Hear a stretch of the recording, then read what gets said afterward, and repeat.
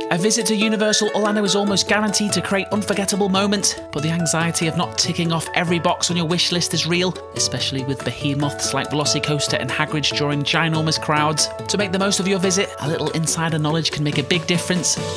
Hi, I'm the Frugal Brit, and in this video we'll be tackling Universal's 3 parks head-on, armed with the best strategies to navigate all lands and attractions in the most efficient way possible. Without further ado, let's dive in. We'll start with the Islands of Adventure Park over in the port of entry section. Crucially, pros looking to get as much done as possible in one day will be arriving here during early park admission or rope drop, and those first 2 hours will do most of the heavy lifting in terms of ticking boxes on your itinerary. Despite its lack of rides, port of entry stands as my favourite theme park entrance. There's something about the theming and music that sets the stage perfectly for the day ahead. I'd recommend having your cameras ready for the characters and props scattered throughout the entryway. For those looking to fuel up before the fun begins, the Continental Combo at Croissant Moon Bakery offers good value.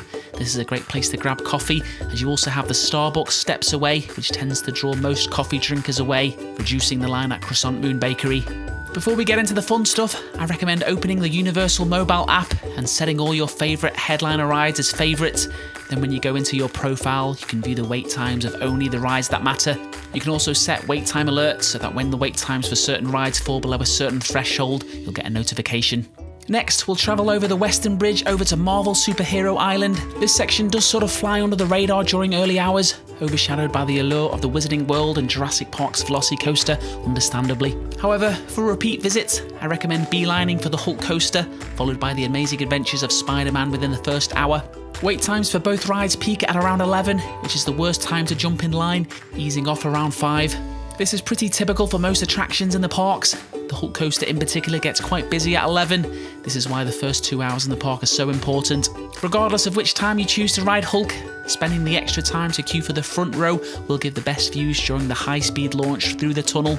As for Doctor Doom's Fearfall, the wait times hover between 10 and 20 minutes, so your approach with this can be more flexible, but I'd avoid the 11 AM to 1 PM rush if you can. For late in the day visitors, Spider-Man becomes almost a walk-on in the hours leading to park closure. For this ride, if you can, worth mentioning that the middle row provides the best balance of 3D effects and view. With unpredictable Florida weather, prioritising outdoor rides like Hulk Coaster and Doctor Doom's Fearfall early can pay off, especially if rain is forecasted for the afternoon. The single rider line works well for Marvel rides, potentially trimming your wait by 2/3. Whilst most will prefer riding together, using this line doesn't guarantee that you'll be separated, although likely most of the time. My pro tip here is to inquire with staff about the single rider wait time before you enter. Next, we'll take a trip north for Toon Lagoon, where Universal's aim is to get you completely drenched on either Dudley Do-Right's Ripsaw Falls or Popeye and Bluto's Bilge-Rat barges. Wait times for these water rides peak between 3 and 5. Most recommend tackling these early in the morning, which gives you time to dry off in the Florida sun or experience late in the evening without spending much time in damp clothes. I personally recommend jumping in line at around 11, the reason being that most of the rides will be at their busiest at this time, so an opportune moment to enter before the late afternoon peak. Between the two, Dudley Do-Right's Ripsaw Falls tends to have nearly double the wait time compared to Bilge-Rat barges. If you're tight on time but still want to splash, Bilge-Rat barges is the better value pick, I think, but this may be controversial. Let me know in the comments if you disagree. To keep dry, consider purchasing a poncho available behind the counter in most park stores. A worthwhile investment for both rides and the inevitable rainstorm. People often overlook keeping their feet dry on a water ride, so consider bringing an extra pair of shoes or use plastic bags to cover your shoes during the ride.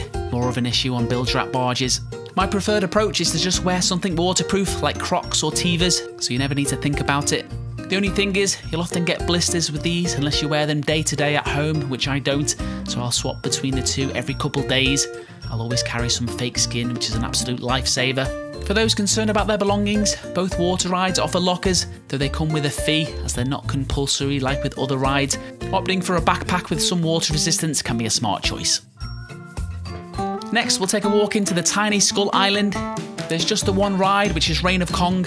As with most attractions, wait times peak around 11, remaining high until 5. The single rider line is a big time saver, though it does bypass some of the pre-show elements, which I should warn is quite scary for the kids. Before you board, note that a seat on the right hand side will provide the best view of the animatronic finale.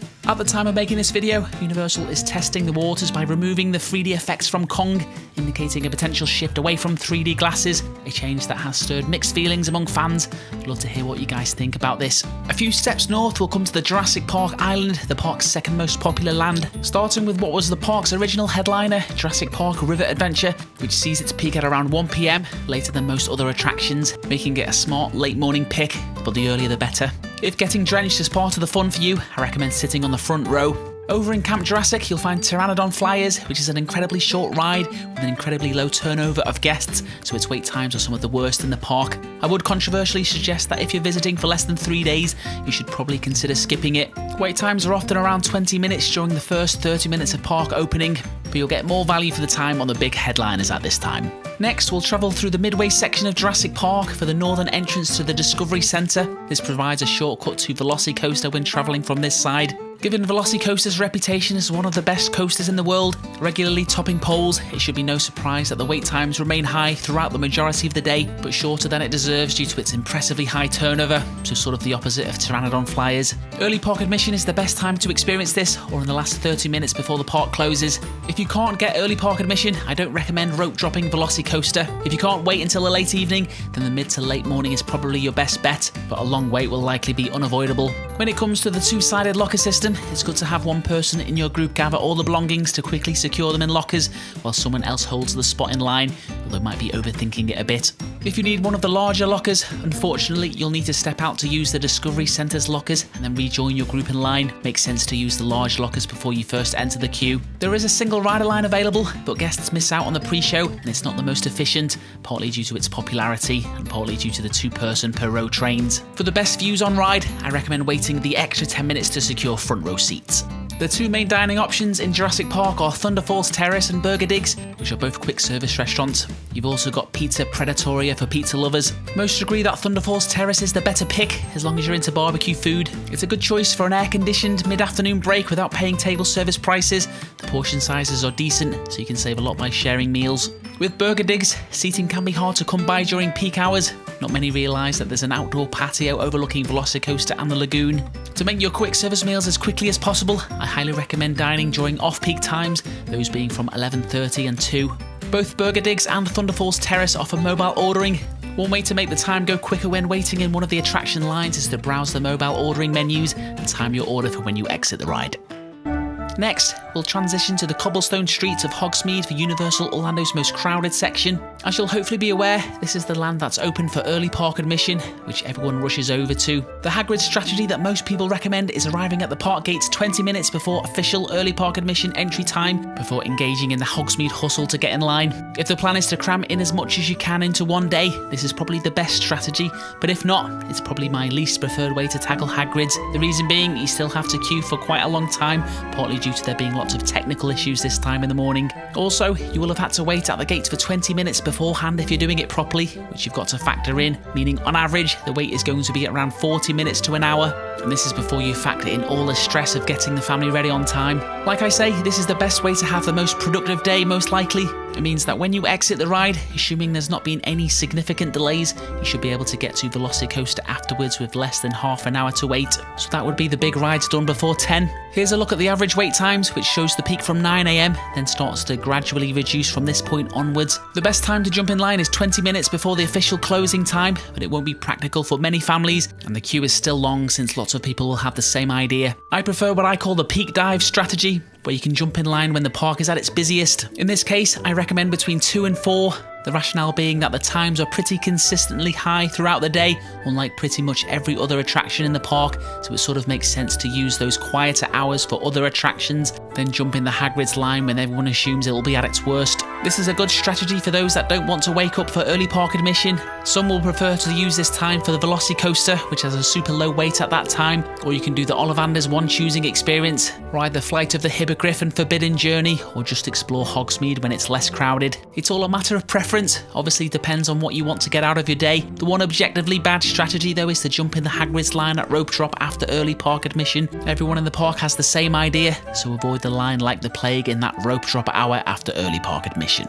Moving on to the other Hogsmeade attractions, the Flight of the Hippogriff Junior Coaster has disproportionately long wait times for its capacity. A fun coaster with good views of the castle, but it's nothing to write home about. If you have one day to visit the park, I'd argue it's skippable because of the relatively long wait, unless you visit during early park admission. However, because of its low minimum ride height, it may need to be a priority for those of you with young kids. Next we have Harry Potter and the Forbidden Journey. Thanks to Hagrids, its wait times are much lower these days. Strategy is not that important. The average wait is around 30 minutes, but you'll wait an extra 10 to 15 minutes between 11 and 5, but given how incredible the queue is, you'll never notice it. There's also a tour available for those interested in exploring the intricacies of Hogwarts Castle without riding, offering a unique behind-the-scenes look. With the single rider line, you'll be queuing for less than 5 minutes most of the time, but you do miss out on the best parts of the queue. For those prone to motion sickness, keep in mind that this ride is particularly challenging. The intense movements combined with the 3D effects can be quite unsettling. I'd recommend taking Dramamine or other motion sickness remedies before you queue. The Wizarding World is filled with great merchandise options. One thing that puts off people from making purchases is having to carry stuff around all day. Do note though, you can arrange for a package to be delivered to your hotel if staying on site. Just make sure you keep hold of your receipt. From experience, it's not as efficient as you'd expect. Unfortunately, Universal no longer offers package delivery to the Universal Studios store in City Walk. The standout souvenir in the Wizarding World is the interactive wands, which you've likely heard about. They cost $63 before tax. If your family is on a limited souvenir budget, you might want to limit the kids' spending until there's an opportunity to buy one of these. To use these in both Wizarding Worlds, look for the medallions on the ground to find where you can cast spells. Be careful not to drop the wands and to protect the tip. If scratched, it's very possible they won't work. I've had this issue before. Might be a good idea to bring an eraser cap to protect the tips. However, if they stop working, Universal will exchange for a brand new one at all stores where they're sold. I have a couple tips for the Three Broomsticks quick service restaurant. As covered earlier, it's crucial to avoid dining between 11:30 and 2 PM to avoid long waits to be seated. If you have a lot of days available to visit the park, having breakfast during early park admission is the best way to experience this restaurant, allowing for a quieter and more relaxed meal. For those looking for butterbeer, I recommend ordering from the Hogshead inside the Three Broomsticks, rather than the carts outside, where the lines can get long during peak hours. For a magical journey between the parks, you have the Hogwarts Express. However, the experience is better when travelling from Diagon Alley, as it has the platform 9 3/4 effect, King's Cross amenities and air conditioning. While it's fun and different to experience in both directions, it's not essential to do both in my opinion. Surprisingly, the wait time is only 2 minutes shorter on average from this side, so that's not going to be a factor. To experience the nighttime lights at Hogwarts Castle, the best viewing spot is in the front of the castle by the Flight of the Hippogriff, as well as the bridge from Jurassic Park, though this one can get crowded. The first showing is usually the busiest, but best to view when it's fully dark outside when the fireworks and lights look their best. With all the Hogsmeade tips out the way, we'll take a walk east to the Lost Continent. Given that there's not any substantive attractions anymore, only a talking fountain, we won't need to spend much time here. Hopefully we won't be waiting too long for the Poseidon's Fury replacement. I couldn't go through the Lost Continent without mentioning the Mythos restaurant, one of only 2 table service restaurants found in the park. I've spoken about this quite a lot in recent videos. It gets a lot of praise for its theming, atmosphere and food. A perfect place for a midday break. Whilst walk-ins are possible during off-peak times, reserving a table in advance is highly recommended, as well as most other Universal Orlando table service restaurants. Here's a list of the restaurants that get booked up the quickest. Now it's time to head south for the whimsical Seuss Landing Island, with its collection of minor attractions that are easy to get on early in the morning, peaking from 11 until 5. The High in the Sky Seuss Trolley Train ride garners the longest wait times in this land, averaging around 20 minutes from 11, remaining fairly consistent for the rest of the day. The Cat and the Hat Dark ride will rarely require a wait longer than 10 minutes. The One Fish, Two Fish, Red Fish, Blue Fish ride has quite a low turnover of guests, averaging at 15 minutes throughout the day, peaking at 11 AM. In recent years, Seuss Landing has enhanced its dining options. Among these, the Green Eggs and Ham Cafe stands out, serving up super filling and tasty tots. Additionally, Circus McGurk's Cafe Stupendous has very recently revamped its menu. That's everything I wanted to cover for Islands of Adventure. Next we're going to hop over to Volcano Bay, to the west of the map. I'll be covering Universal Studios later on. One pro tip for park hopping is to check the opening times of all parks and consider starting with the one that closes first to make the most of your day. Volcano Bay is of course Universal's water park, the flagship water park in Orlando. Visiting water parks on a Monday can be the best time to visit, as most vacationers will be beginning their trip, and most seem less keen on starting with the water park. I haven't tested this scientifically, but the logic makes sense. Another tip for this park and all others is to avoid any dates blocked out for annual pass holders. Additionally, you can check the price of express passes for all parks. higher prices obviously indicating larger crowds. If you're staying off-site without early park admission, you should aim to arrive 30 minutes before the park officially opens. As you'll hopefully be aware, when you park up in City Walk, you have to take the bus over to Volcano Bay, which takes time that you have to factor in. Again, this first hour will see dramatically shorter wait times. When you first get to the park, the first thing you'll want to do is tap into one of the headliner slides like Krakatoa Aqua Coaster or Kokiri Body Plunge with your Tapu Tapu wristband. That way you can wait in the virtual line whilst you find lockers and seating. You may find though that when rope dropping, you won't need to do this as the slides may be all ride now. The lockers located further inside the park, such as in River Village or Rainforest Village, are less crowded during peak times compared to the two in Wave Village, although not a big deal during the quieter times of the year. If you're travelling with young kids, you might want to get seating near the kids areas over here in River Village. Without kids, I tend to go for shaded seating over here. We need to get there quick. In the first hour, you need to prioritise Krakatoa Aqua Coaster, Kokiri Body Plunge and Kala and Tai Nui Serpentine Body Slides. The Krakatoa Aqua Coaster in particular can see huge wait times that extend to several hours on quieter days by mid-morning. While the Tapu Tapu system can be frustrating, sometimes you just want to jump in a line without any complications. However, one good thing about the virtual queue is that you can explore and relax in the park, lounge in Waturi Beach, or float down one of the two rivers without standing in line.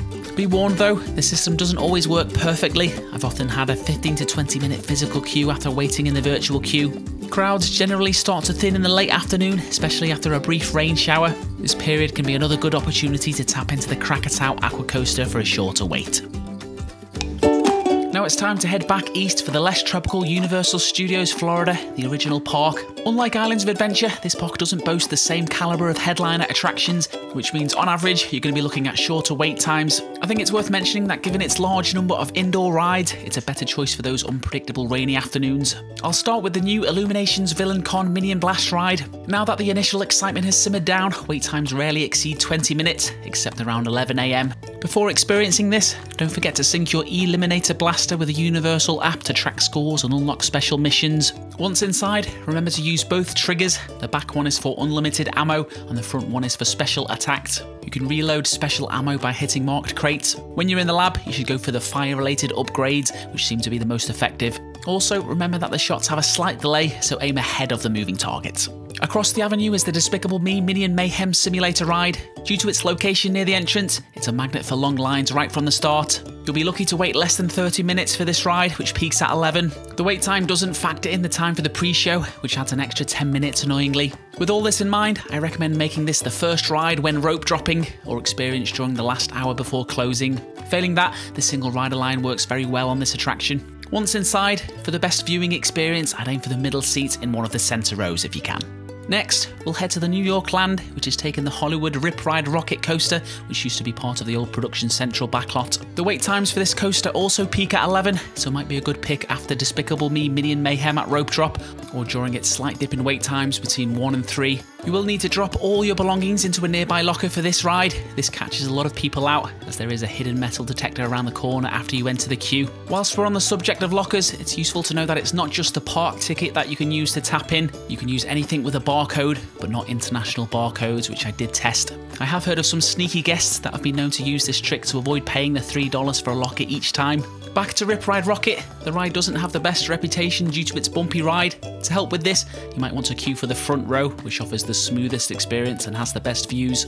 As you'll probably be aware, you have the option to customise the ride's soundtrack. If you press and hold the Rip Ride Rocket logo for 10 seconds, you can access the ride's secret playlist by entering one of these numbers, though be aware that this choice means foregoing the ride video. Towards the lagoon is the Transformers The Ride 3D, which generates long lines from 11, averaging at around 41 minutes throughout the day. But unlike the previous two rides, all the queue is indoors, so offers a cool escape from the heat. For the best perspective on the ride, I recommend sitting on the second and third rows, as with the Amazing Adventures of Spider-Man. This is another ride notorious for motion sickness issues. Another ride where motion sickness can be an issue, although to a lesser extent, is a race through New York starring Jimmy Fallon. As long as you avoid the 11 o'clock peak, it's unlikely you'll wait longer than 20 minutes. Around the corner is the Revenge of the Mummy coaster, arguably the park's best attraction. Wait times peak earlier than most rides, so my advice is to try and squeeze it in within the first hour if you can after Despicable Me, Minion Mayhem and Rip Ride Rocket, but you might need to sacrifice one of those if you plan to get to the Wizarding World in good time. When it's time to board, the front left seats will provide the best views, but not a big deal. Moving on to the San Francisco Land, which contains the most controversial ride in the park, which is Fast and Furious Supercharged, where a good sense of humour and limited expectations are needed to get the best out of this. One good thing about it though is that wait times are fairly moderate, peaking at around 25 minutes by 2. Outside of this, you can expect a wait from 5 to 20 minutes. Further into San Francisco is the fan favourite Shea Alcatraz themed bar, offering a break from all the Fast and Furious excitement. Be sure to order the signature Ocean Attack cocktail, which involves a terrifying performance from your bartender. Next, we'll head back towards the entrance for the Hollywood Land, which doesn't contain any rides, only shows. For this reason, it's good to head over here during the peak midday hours when the ride queues are at their highest. The headliner here is the Bourne Stuntacular, with shows starting every 45 minutes. It's popular, so the seats can fill quickly on busy days, so I'd aim to arrive 5 minutes early. For the best view, I'd recommend trying to stand in the middle of the pre-show waiting area, which will hopefully lead to prime seating in the centre of the theatre. Above the Bourne Stuntacular is the Universal Horror Makeup Show. I'd recommend arriving early for this, so you can check out the mini horror museum inside the lobby, filled with props and costumes for popular horror movies. For those eager to be in the show, I'd recommend sitting in the front row, otherwise I'd sit further back. Despite its theme, the show is more about the humour rather than horror, so should be suitable for all but the most timid of children. Above Hollywood is the Dreamworks land that's currently under construction at the time of making this video. The sole ride for the time being in this area of the park is E.T. Adventure, which currently has a higher than usual wait time due to the surrounding construction. The wait times peak between 2 and 4. Heading northeast, we'll come to Springfield, home of The Simpsons. For the Simpsons ride, the wait times peak at the slightly later time of 1, but start to dwindle after 4, making late afternoons your best bet for shorter queues, given you're unlikely to prioritise it early in the morning. For the best views on the ride, you might want to request the car in room 6 on level 2. Be warned, this is in my opinion the second worst ride for motion sickness at Universal. One of the highlights of Springfield is the Fast Food Boulevard, which you can enter via Moe's Tavern. My pro tip here is to use the mobile ordering, which will save you a ton of time during the peak lunch hours. Next, we have the Tiny World Expo Land, which contains the Men in Black Alien Attack ride. With it being the furthest attraction away from the park entrance, it enjoys low wait for the first couple hours, peaking at 3. The single rider line will save you a ton of time waiting. When you're boarding, if you have the option, try to sit on the side of the vehicle, as these seats offer a bit more freedom for aiming, giving you a slight edge. Speaking of aiming, remember that your blaster is equipped with auto fire and unlimited ammunition, so there's no reason not to keep the trigger pressed for the entire ride. Also, the targets located above will net you the highest scores. A crucial tip for those aiming for the top of the leaderboard is to listen for Zed's cue towards the end of the ride to push the red button, which grants you a hefty 100,000 points. The only other notable feature of World Expo is the Coca-Cola kiosk, which I'll always take advantage of. Given the large number of machines, you won't need to wait long. Moving on to the final land in the tour, the famous London Diagon Alley, Universal's second attempt at a Wizarding World of Harry Potter, where they were able to better plan for crowd control. You'll arrive in the London waterfront, where you'll want to take your time to explore the hidden gems, like Creature peeking out of 12 Grimmauld Place. And in the red telephone box, there's a unique message from the Ministry of Magic waiting if you dial 62442. When you get into Diagon Alley, keep your cameras ready for the fire-breathing dragon atop Gringotts Bank, which performs every 10 minutes on the 10s, for example 12:10, 12:20 and so on. The Ollivanders experience in Diagon Alley is better than its Hogsmeade counterpart, not just because of its authenticity to the Harry Potter series, but mainly due to it having 2 showrooms, which reduces wait times. To increase your child's chance of being selected, try and position them in the front row and make lots of eye contact. Escape from Gringotts is the cornerstone attraction in Diagon Alley. Wait times peak at around 1 to 2 at around an hour, but average at 45 minutes throughout the day. This is a good rope drop choice, but I would personally do this after hitting a couple New York rides on the way. Although it bypasses some fun theming elements, the single rider line saves a ton of time. When it's time to board, worth noting that the back row offers the best 3D effect, although the front row is more thrilling. Next, we have the Hogwarts Express, which requires a park-to-park ticket. If you don't have one, you can pay at the King's Cross entrance. It is more of an experience rather than a practical form of transportation between the parks. Unless you do it first thing in the morning, it's very unlikely you'll save time compared to just walking. Wait times in the morning will likely be less than 20 minutes unless there's a problem. They'll usually triple by 2-ish, by which time many guests are thinking of switching between parks. So yeah, whilst not always convenient, best to try and experience in the morning or close to when the park closes. One of the highlights of this attraction is of course being able to travel into platform 9 3/4. My tip here is that the effect is better observed rather than it is experienced, so take your time to film your friends and family going through and request the same in return. After departing the train, there's another photo op, often missed by guests, of the stationary train on the platform. Well, that wraps up my tour of Universal Orlando Pro Tips. Thanks for watching. My favourite part of these sort of videos is getting tips from you guys in the comments. This is why I'm currently rocking a pair of TVs around the parks, so please keep them coming. Be sure to check out my other Universal Orlando guide videos and let me know what videos you'd like to see next.